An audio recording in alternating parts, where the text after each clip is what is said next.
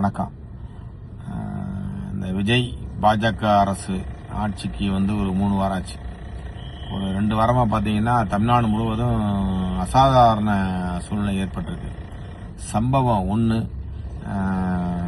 My India 24x A அப்படின்னு ஒரு YouTube channel நடத்துகிறாரு நண்பர் முக்தார் அவர்கள். வீடியோவில் நிறைய பேர் பார்த்துருப்பீங்க. அவரை ஒரு நாளைக்கு முன்னாடி முந்தானாலும் உடை அணியாத காவல்துறை அதிகாரிகள் கொண்டு போய் வச்சு மிரட்டியிருக்காங்க. குடும்பத்தோடு இங்கேயே திருவண்ணாமலை போயிருக்காரு வேலூர்ல இருந்து. என்ன வழக்கு என்னன்னு கேட்கல, மிரட்டி வண்டியில் வச்சு ஒரு 10 மணிக்கு ஏத்தனை அவரை எந்த வழக்கு என்ன ஏதுன்னு சொல்லாமல் சுற்றி கொண்டு போய் 3 மணிக்கு கொண்டு போய் விட்டுருக்காங்க. இதெல்லாம் எதை காட்டுதுன்னா ஒரு அசாதாரண சூழ்நிலையை காட்டுது.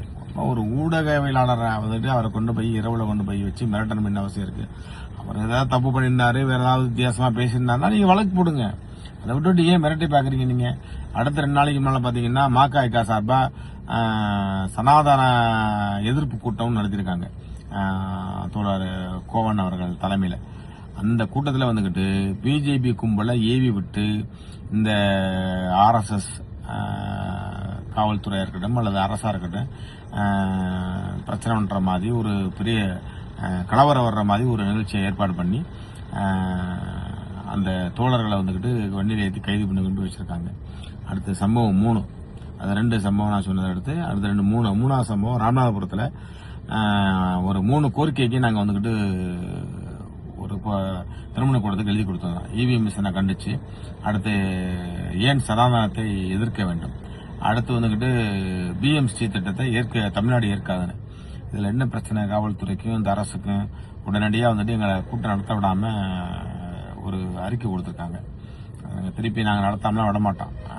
காவல்துறை சொன்னதுக்காண்டி நாங்கள் தள்ளி வச்சிருக்கோம். திருப்பி உயர் அதிகாரிகளை நாங்கள் ஒரு 30ஆம் தேதி பார்த்துட்டு திருப்பி அவங்க அனுமதி கொடுத்தாங்கன்னா நடத்துவோம். இல்லாட்டா அதுக்கப்புறம் திட்டமிட்டு என்ன செய்யணுமோ நாங்கள் செய்வோம். சும்மா நாங்களாம் விட்டுட்டுலாம் போக மாட்டோம். இப்படி தொடர்ந்து தமிழ்நாடு முழுவதும் அசாதாரண சூழ்நிலையை இந்த பிஜேபி RSS விஜய் கும்பல் ஏற்படுத்தி வருகின்றது என்பதை தெரிவித்துக் கொள்கின்றேன். நன்றி, வணக்கம்.